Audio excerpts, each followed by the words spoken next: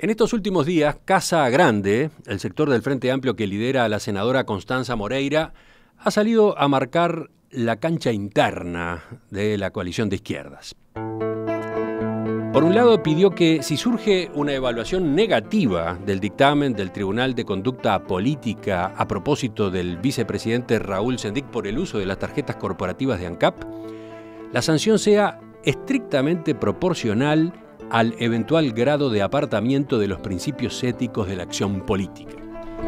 Al mismo tiempo advirtió que en este doloroso episodio hubo, dentro del Frente Amplio, deslealtades, filtraciones, cálculos menores, encarnizamiento y predominio de lógicas de construcción de poder.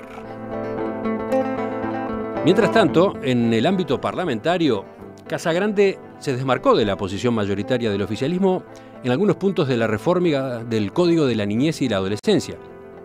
Y por otro lado, viene proponiendo alternativas al voto consular de los uruguayos en el exterior, que ha vuelto a discutirse. En fin, tenemos varios temas para conversar en los próximos minutos. Estamos con la senadora Constanza Moreira. Senadora, buen día. Gracias por acompañarnos. Gracias a ti por invitarme. ¿Cómo observaron la recorrida que realizó Raúl Sendic el viernes pasado por varios comités de base, el día del comité de base? Bueno, fue un gesto, ¿no? Todo un gesto, ir a enfrentarse con los militantes de a pie y ver cómo era recibido. Por lo que me cuentan, fue bastante bien recibido y tuvo un cierto arrojo, ¿no? En salir a la calle, exponerse, no por el tiempo, que era horrible, pero porque bueno, allí iba a estar la prensa, todo el mundo conocía la recorrida de antemano, así que lo veo yo también como un gesto preparatorio de lo que será este plenario del 9 de septiembre, ¿no? Que es en un par de fin de semanas más. De algún modo se convirtió en centro de atención en esa jornada, ¿no? Cuando desde la presidencia del Frente Amplio se había sugerido a los comités que trataran, por ejemplo, el Congreso de la Educación que se viene. No sabemos nada de lo que ocurrió con eso porque todos los focos estuvieron puestos en Sendic. Claro, porque bueno, está esa idea de que uno le puede indicar al Frente Amplio lo que discutir, pero luego se reúnen 10 personas y discuten lo que quieren. Y es obvio que el Frente Amplio está discutiendo el tema de Sendic, lo está discutiendo con pocas bases, nadie tiene el dictamen del Tribunal de Conducta Política. Hoy, ¿Usted no lo leyó? Yo no lo leí. No. Porque hay gente que lo leyó, está claro que hay gente que lo leyó. Sí, puede ser. No, yo no, ni lejos de haberlo leído. Nosotros hubo una serie de conciliábulos, nosotros no participamos en ninguno de ellos. Por supuesto que se anticipa que el fallo del tribunal es negativo, esto es obvio, me parece. De lo contrario, si hubiera sabido, no, es más simple decir está todo bien y es mucho más difícil decir están estas cosas mal. Hay una discusión grande sobre si el fallo se va a conocer con antelación, si el fallo se va a abrir allí mismo en el plenario. Nosotros mismos dentro de Casa Grande tenemos una intensa discusión sobre esto porque bueno, muchos dicen el fallo hay que conocerlo con antelación, si no es imposible tomar posiciones. Es un fallo que aparentemente tiene muchos considerandos, ¿no? Y luego una resolución. Para saber la resolución uno no puede leerla sola, tiene que leer los considerandos, qué sé yo. O sea que usted no leyó el fallo, no. pero tiene cuentos de cómo es el fallo. Pero que tiene muchos considerandos, por ejemplo. Que tiene muchos considerandos y que tiene una resolución, sí, obviamente. Y bueno, la discusión está, cuán abierta tiene que ser esta discusión para los militantes, porque... Hoy la mesa política del Frente Amplio va a tratar ese punto. Hay un planteo de la vertiente artiguista, por ejemplo, reclamando que se abra, que se difunda. Que se abra y que se discuta. Incluso hay quienes recuerdan los estatutos y dicen que eso está previsto. 15 días antes. 15 días antes hay que conocerse. Debe ser entregado y bueno, nosotros allí, no sé, hasta la 1 de la tarde que se celebra la mesa política, bueno, se está discutiendo a través de medios electrónicos, obviamente, porque están participando las departamentales y mucha gente quiere que sí, que el fallo se abra en el sentido de que la gente lo conozca para tomar posición en el plenario. Otros creen que abrirlo es volver a exponer la situación y bueno, generar todo este clima que tanto le complica la vida al frente. Veamos finalmente lo que se termina resolviendo. Yo creo que hay razones para una cosa y hay razones para la otra, por eso la decisión siempre es difícil. Y a propósito de lo que dijo Sendik el viernes en su recorrida, hizo varias definiciones importantes. Por ejemplo, dijo, muchos de nosotros que hemos ocupado cargos de gobierno hemos cometido errores, pero, y citando a Tabaré Vázquez, agregó, podemos haber metido la pata, pero no la mano en la lata.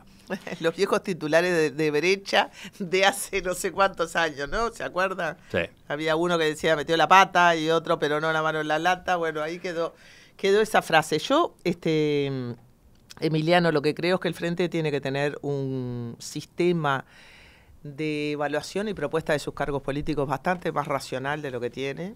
¿A qué se refiere, perdón? Creo que no tenemos un sistema más o menos colectivo de evaluación del desempeño de los cargos políticos. La gente entra en las funciones, sale en las funciones, lo hizo bien, lo hizo mal. ¿Dónde está la evaluación de eso? No hay rendición de cuentas. No hay rendición de cuentas de los cargos políticos, que como somos un gobierno nacional con unos cuantos gobiernos departamentales, son muchos, y creo que el Uruguay además tiene un exceso de cargos políticos. Para mí el país debería ir reduciendo sus cargos políticos. Por decirle algo, un director de un hospital público no puede ser un cargo de confianza, tendría que ser un sistema concursable, puede ser un interinato, en fin, hay, yo que sé, tantas cosas en la administración pública para hacer eso. Creo que el Uruguay tiene un exceso de cargos políticos, creo que los cargos políticos han sido usados en el pasado como sistema de recompensa de una clase política. Todo lo que se llamó el sistema de compromisos entre blancos y colorados fue este acuerdo con cargos políticos metidos adentro del Estado. Creo que el Frente hereda este tema de los cargos políticos y ¿Leyó no termina... la columna de López de Alessandro sí, fin de semana en La Diaria? La leí. Él habla de eso, él sostiene la declaración de Casa Grande habla de eso. Él sostiene que el Frente Amplio al llegar al poder asumió, convalidó, dio continuidad a prácticas de funcionamiento del Estado que venían de décadas de gobiernos colorados. A ver, el Uruguay... O sea, critica al Partido Colorado, pero critica al Frente Amplio por haber continuado por esa senda. El Partido Nacional prácticamente no fue gobierno, ¿no? A lo largo del siglo XX.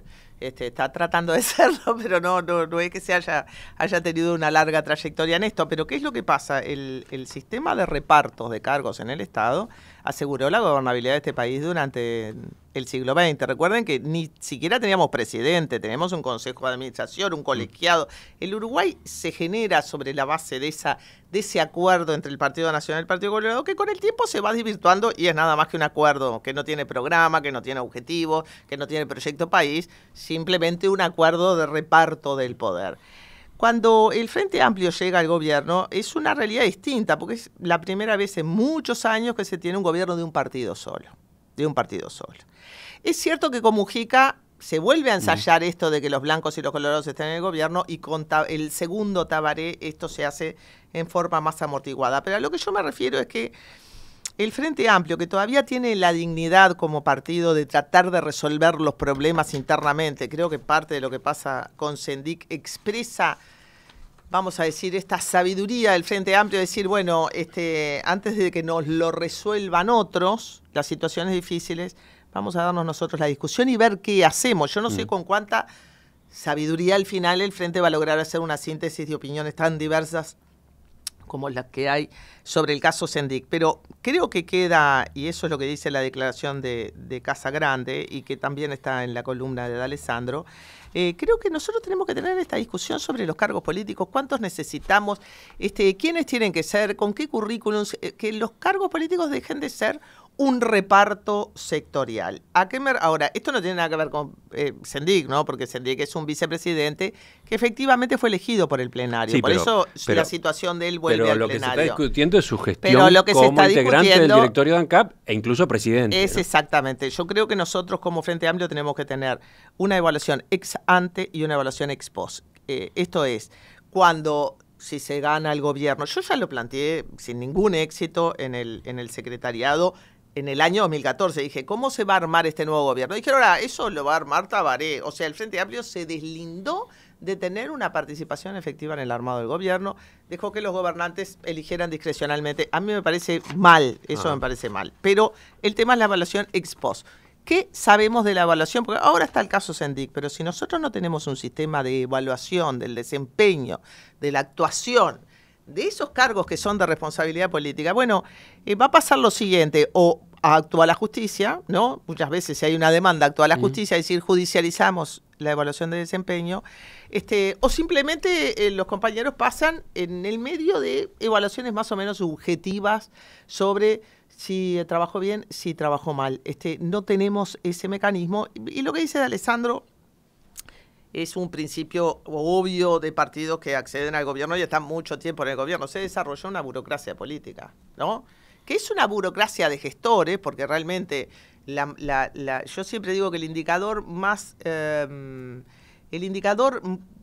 probable para saber si alguien se va a mantener en un cargo político es saber si lo tuvo antes, porque las personas a veces entran en los cargos políticos, no saben mucho de la materia, pero luego se transforman en unos expertos en esa materia. Entonces, continúan allí en el ejercicio de esas funciones. El Frente Amplio se debe esta discusión sobre el desempeño de sus cargos políticos.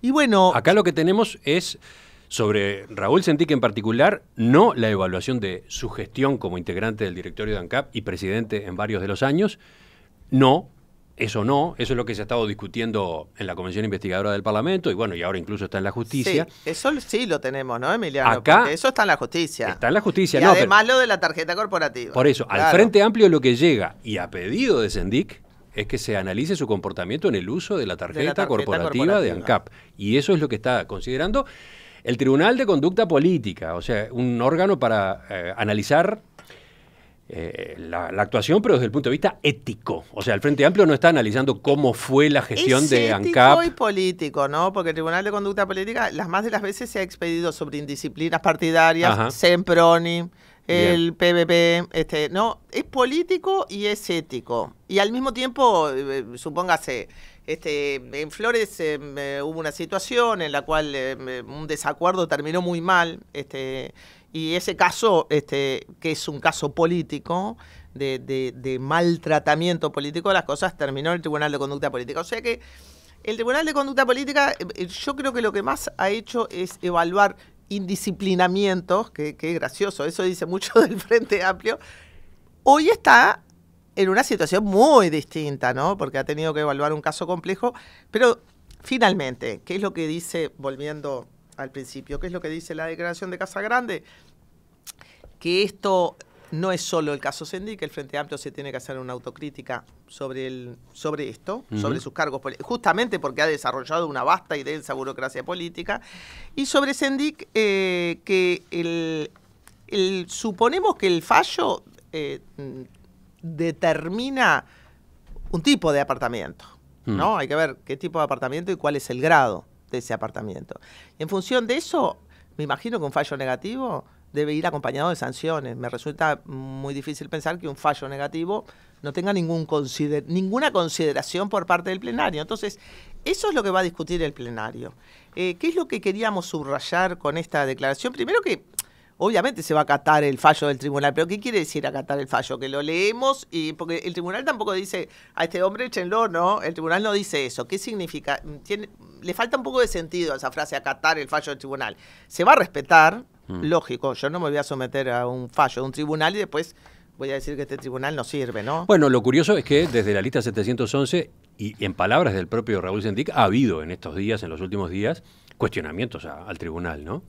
Yo creo que ha habido cuestionamientos a las filtraciones, ¿no? Sí. A las filtraciones, porque justamente dentro de las competidos del tribunal está el de la reserva. Pero también no me consta que haya sido del tribunal que haya sido, yo qué sé, las filtraciones. No, pero también se han deslizado eventuales vínculos de algunos de sus integrantes, por ejemplo, Nicolás Grab con Esteban Valenti en el pasado, y que entonces eso podía alterar la ecuanimidad. A ver, Emiliano, uno puede cuestionar al tribunal, todo lo que quiera. Lo que no puede es someterse al tribunal y luego, si el fallo es negativo, es cuestionarlo. Si uno se somete al tribunal, se somete al tribunal. Y después se somete al fallo del tribunal. Esto me parece que es un paquete entero que desde el momento en que Sendic elige eso, ese es el recorrido. Y después el tribunal tiene que ser escuchado y se tiene que actuar de acuerdo al dictamen del tribunal. Sobre esto me parece que no hay 5 maneras de actuar, sino una.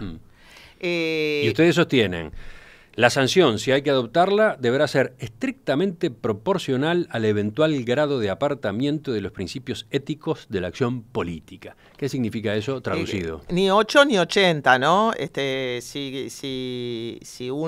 el apartamiento es haber hecho 3 compras personales con una tarjeta, tendrá que haber una sanción proporcional a las 3 compras personales que se hizo con una tarjeta. Si el apartamento es más grande, tendrán que haber sanciones de otro tipo. Pero tiene que existir en otros países del mundo, por una compra con una tarjeta corporativa o del gobierno, ha habido ministros, ministras, en España, en países nórdicos, ministras que por comprar unos pañales renunciaron. Cuando se supo que habían comprado pañales, renunciaron. Primero que creo que el tema de las tarjetas corporativas también, ¿no?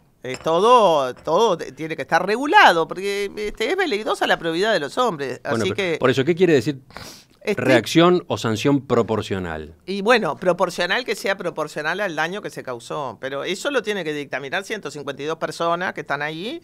O bueno, si se decide abrir el fallo, serán más. Pero tiene que haber una proporción.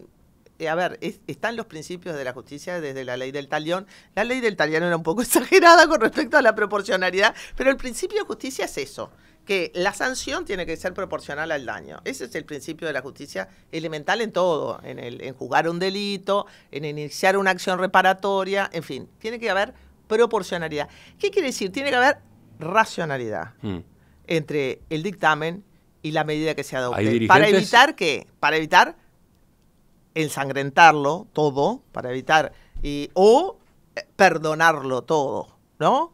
La sanción tiene que ser proporcional, quiere decir, ni se puede perdonar todo, ni se puede ser demasiado impiadosos con una conducta si es que esta fue leve. No lo sabemos. La verdad, no lo sabemos. Pero hay sectores del Frente Amplio que han llegado a reclamar en estos días públicamente la renuncia de Sendik al cargo de vicepresidente de la República. Pero esa es una consideración política. Me parece que no tiene nada que ver con la proporcionalidad y el apartamiento. La consideración política es qué es lo que le sirve más al Frente Amplio en este momento. Entonces, ¿ustedes están pensando en qué? ¿En un apercibimiento? No sé. No estamos, primero que hay mucha, esta resolución también es el resultado de mucha discusión y muchas posiciones diferentes sobre el tema.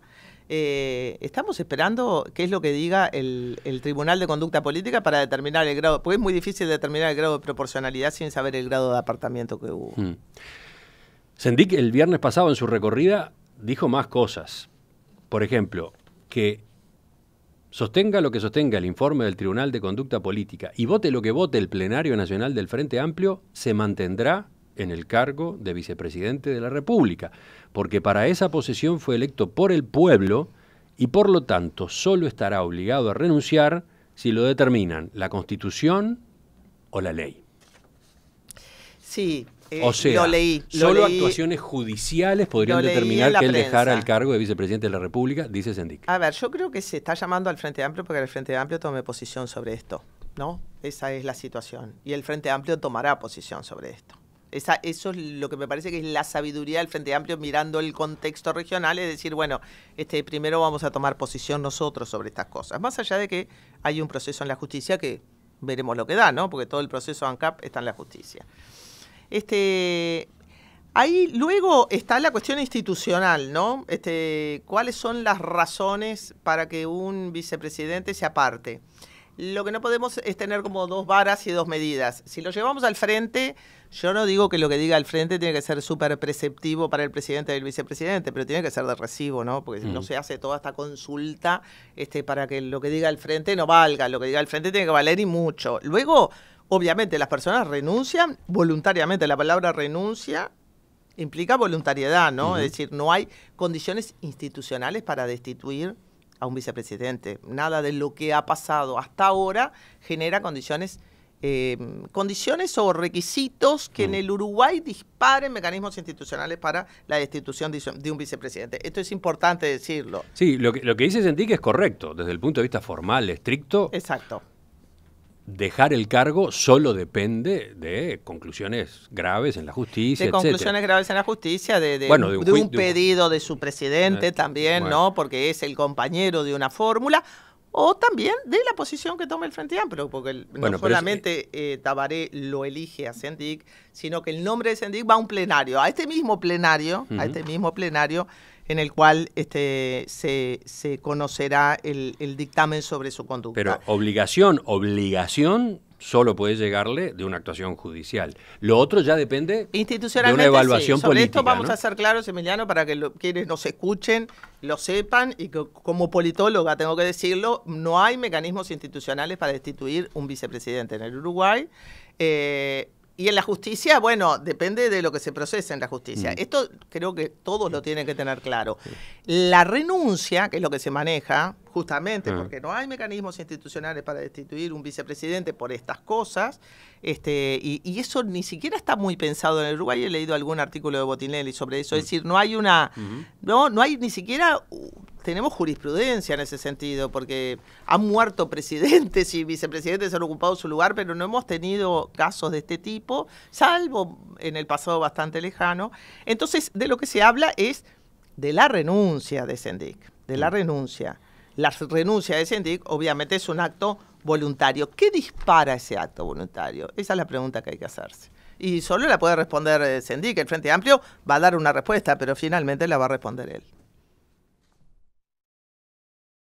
Senadora Constanza Moreira, a propósito de la posición de Casagrande que usted venía comentando sobre cómo hay que actuar ante el informe del Tribunal de Conducta Política, ese planteo que ustedes han hecho en cuanto a que la sanción debe ser proporcional al eventual grado de apartamiento de los principios éticos, hay varios mensajes de los oyentes. Por ejemplo, le dicen, estimada senadora, se es tan corrupto por 400 pesos o por $1.000.000, cuando los dineros son del pueblo. Otro dice, la honestidad no tiene arancel o tarifa, ¿es o no es? Sí, yo diría que sí y que no.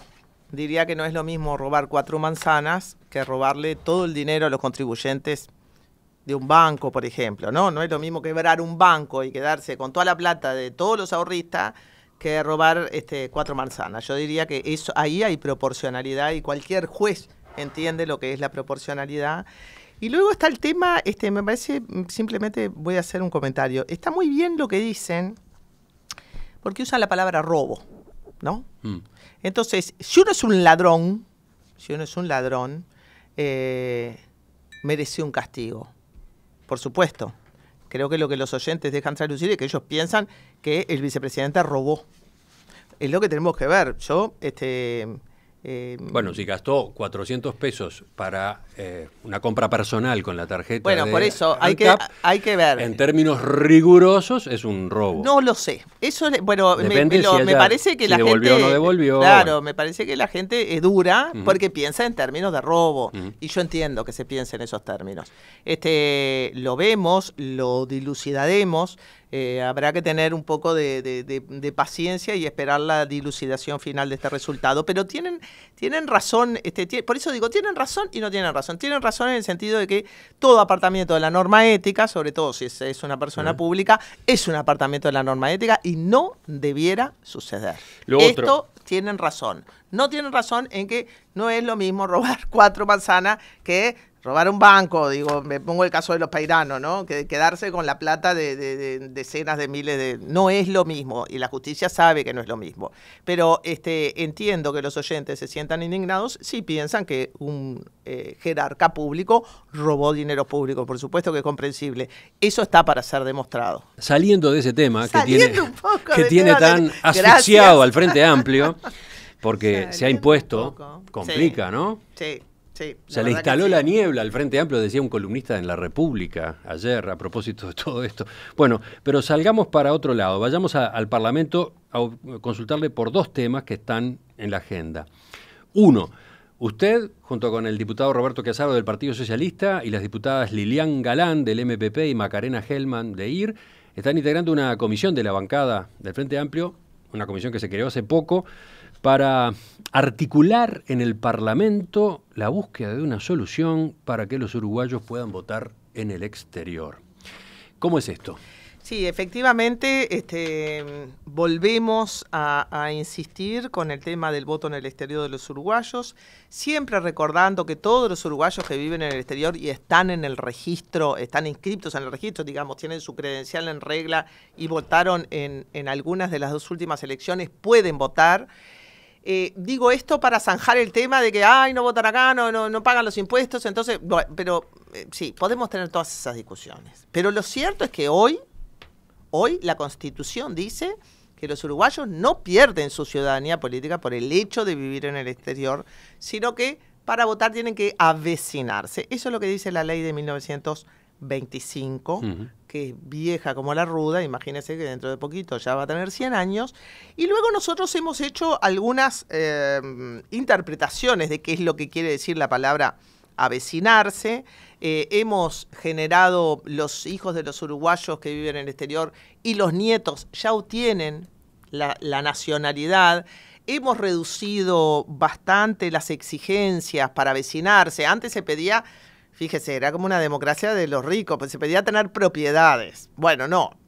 Tener propiedades no, eso es una locura. Entonces, un contrato de arrendamiento, inscribirse en un centro de estudios, es decir, fuimos volviendo menos onerosas las exigencias, sobre todo por la cantidad de migración de retorno que estamos teniendo, de uruguayos veteranos que se vuelven o de hijos de uruguayos nacidos en el exterior que se vuelven.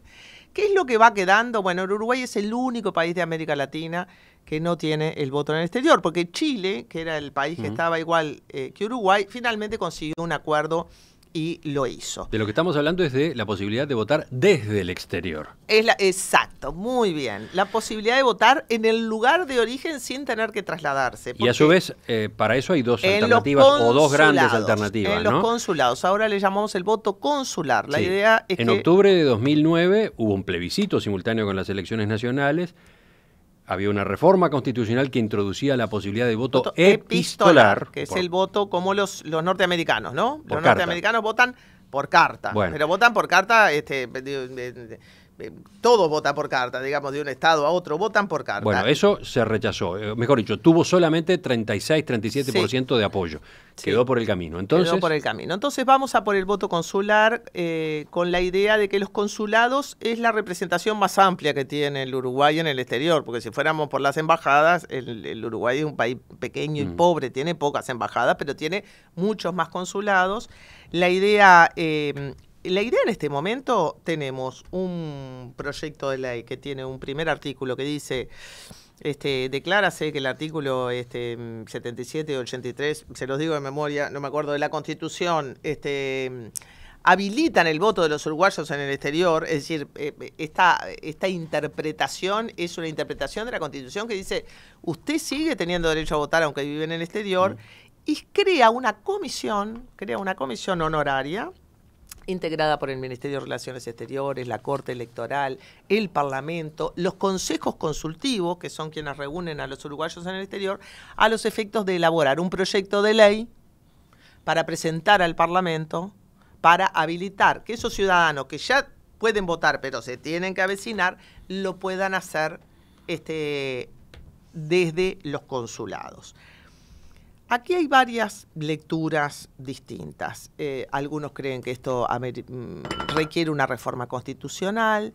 Quienes están por crear el Departamento 20... Hay quienes entienden que se requiere una reforma constitucional porque hubo un pronunciamiento contrario a otra reforma. Sí, yo, bueno, francamente no. Hubo un pronunciamiento contrario, no. No se reunieron las voluntades suficientes para el voto epistolar, porque recuerden que la manera que tenemos de solucionar nuestros plebiscitos cuando se juntan con las elecciones nacionales, es que es casi un voto voluntario, que no se acuerdan o votan, no es una instancia única y separada donde la gente tiene que decir sí o no. Entonces yo diría, no se juntaron las voluntades suficientes para el voto epistolar.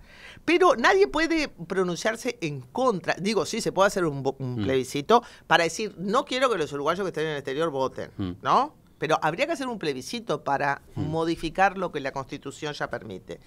Nosotros en este momento... Acá se va por el camino de una ley. Se va por el camino de una ley y queremos tener una mesa de negociación abierta con todos los partidos para decir, bueno, si estamos de acuerdo con esto, si estamos de acuerdo con que hay que volverle menos oneroso a los uruguayos que viven en el exterior. El hecho de votar, porque entonces los que viven más cerca tienen más posibilidad de hacerlo que los que viven más lejos, los que tienen plata tienen más posibilidad de hacerlo que los que no tienen, entonces volvemos el derecho, transformamos ese derecho en un derecho desigualmente ejercido dependiendo de la plata y la cercanía.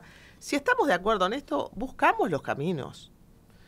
Puede ser una ley electoral con mayoría especial, puede ser una reforma constitucional que el Parlamento tiene potestad, ¿no? Como aquella mini reforma. Una ley constitucional. Una ley constitucional, el Parlamento la vota por mayoría especial y luego eso se transforma en una consulta popular. Grossespiel creía que era solo una decisión administrativa, por decir algo, ¿no? Que era la Corte Electoral la que tenía que reglamentarlo porque el derecho ya existía. La Corte Electoral dice que no. La mayoría de los miembros de la Corte Electoral dicen que no. ¿Pero hay posibilidad de llegar a un acuerdo político para estas elecciones, las que vienen? Estamos buscándolo desesperadamente desde hace mucho tiempo. ¿Hay más ambiente en los partidos, en los distintos partidos políticos? Parecería haber un poco más de ambiente. A ver, tenemos Pablo Mieres, de lo que yo conozco, Pablo Mieres dice... Nosotros queremos reforma constitucional, aunque el propio Pablo Mieres firma en el año 2000, creo que es un proyecto por mayoría especial para habilitar el voto en el exterior. Ya hubo 4 proyectos de ley, ¿no? Para habilitar el voto en el exterior. El diputado Trovo cree que hay que crear el departamento 20, es decir, una jurisdicción especial, como tienen los italianos. Eso ya es una complicación grande, pero... Sí, en ese esquema, los uruguayos en el exterior solamente votarían en busca de un legislador para designar un legislador que representara la circunscripción de los que viven en el exterior. Exacto. No definirían la presidencia de la República, por ejemplo. Exacto. Nosotros también decimos, bueno, podemos habilitar el voto en el exterior para algunas elecciones, sino para todas, ¿no? Se puede habilitar el voto en el exterior para, obviamente, las reformas constitucionales, el voto presidencial, pero de repente no para los municipios o para el voto departamental, aunque cuando uno inscribe su credencial, la inscribe en un departamento, ¿no? Pero lo más importante es recoger una voluntad mayoritaria, diría yo, mayoritaria, que decir, el frente más otros, ¿no? Porque la voluntad del frente ya existe, para habilitar a que los uruguayos que viven en el exterior puedan votar. Si nosotros conseguimos tener ese principio de acuerdo, después los instrumentos los vemos. Para terminar, el otro tema, senadora Moreira. El Senado aprobó la semana pasada los cambios al Código de la Niñez y la Adolescencia. Pero la bancada del Frente Amplio apareció dividida en uno de los artículos, referido a la privación de libertad para los adolescentes infractores.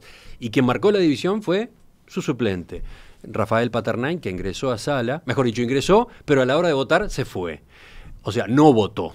El artículo salió igual, aprobado por 15 en 23. ¿Qué pasó? ¿Qué fue eso? Bueno, hace mucho tiempo que esto está en discusión. De hecho, con Paternain y con María Emilia Pérez, abogada de Prederecho, habíamos sacado un artículo que llamaba La Mala Ley. Esto viene de las estrategias de la vida y la convivencia del periodo de Mujica, es la ley 19.055, y esa ley establece que para los adolescentes, los menores infractores con la ley, para los delitos graves y gravísimos, la prisión preventiva, es decir, antes de tener sentencia, debía ser de 1 año.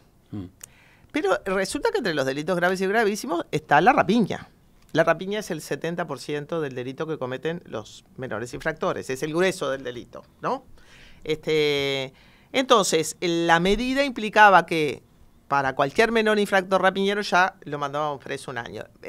Se dice privación de libertad, pero bueno, depende cómo se cumpla esa privación de libertad. A nosotros nos pareció un disparate en su momento.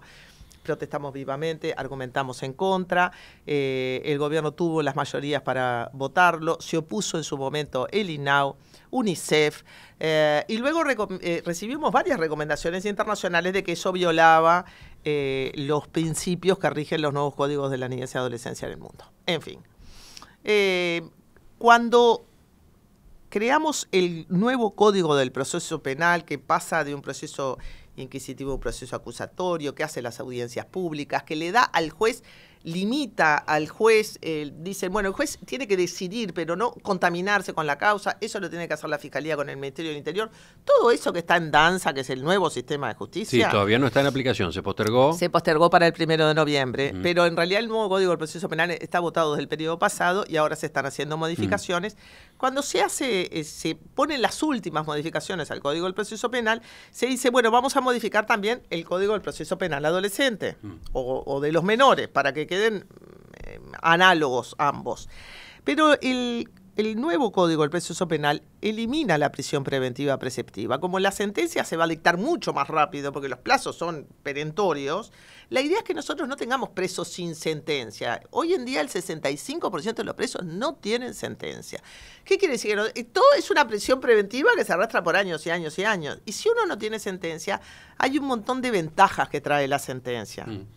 Que al no tener sentencia quedo en ese... O sea, al no tener sentencia simplemente no disfruto de ninguna ventaja y voy a tener que cumplir hasta el fin de la condena. Entonces, ¿qué dijimos ahora? Este es el momento de corregir la ley 19.055, porque la prisión preventiva preceptiva no va con el Código del Proceso Penal. Y tanto es así que la propia Fiscalía, cuando nos manda sus artículos, y la comisión redactora del Código del Proceso Penal, cuando nos mandan sus artículos, sacan la referencia a esta prisión preventiva preceptiva para los adolescentes. Es el Frente el que decide mantenerla. El Frente decide mantenerla, se suponía que iban a votar todos igual, y ustedes no votaron. No, nosotros hace mucho tiempo que dijimos que no íbamos a votar, incluso en comisión no votamos. Yo misma pedí el desglose de ese inciso en la comisión, dijimos que no íbamos a votar, y ahí, bueno, vino una discusión muy sobre el tema de la disciplina partidaria, pero la disciplina partidaria, primero, no puede ir...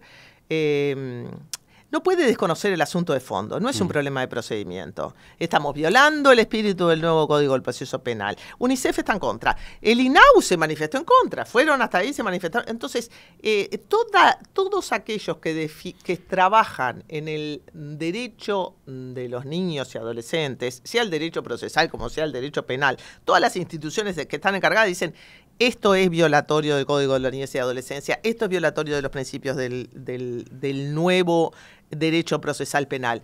Entonces,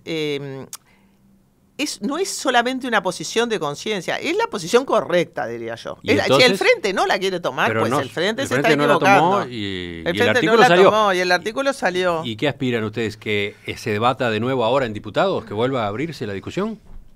Nosotros esperaríamos que el Frente recapacitara y tirara ese inciso y mandar a archivar esa ley. Pero va a haber, incluso la sociedad civil se está moviendo, porque todo esto también tiene que ver con el no a la baja, ¿no? Entonces la sociedad civil se está moviendo, Serpag y el Sur, la gente del no a la baja, para decir, no podemos seguir con el viejo proceso penal adolescente cuando estás modificando. O sea, ahora los adultos van a tener más garantía que los adolescentes. Imagínese, Emiliano, es una locura. Entonces, la disciplina partidaria a cualquier costo, no.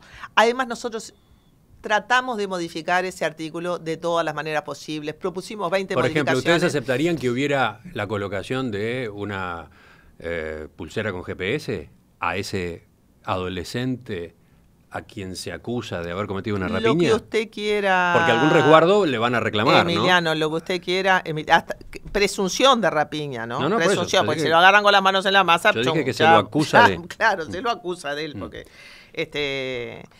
cualquier medida que implique que en el espíritu nuestro la prisión es la última salida, no la primera. Este sistema se está volviendo completamente prisional, tenemos de las tasas más altas de presos per cápita de toda América Latina, y aún así la inseguridad sigue siendo un problema, y lógico, todo el sistema prisional implica que todo lo que son las medidas alternativas a la privación de libertad casi no existen o existen muy pocos. Yo creo, mire que yo puedo defender la actuación del Ministerio del Interior en muchos campos, pero la ley penal todavía la seguimos haciendo los legisladores.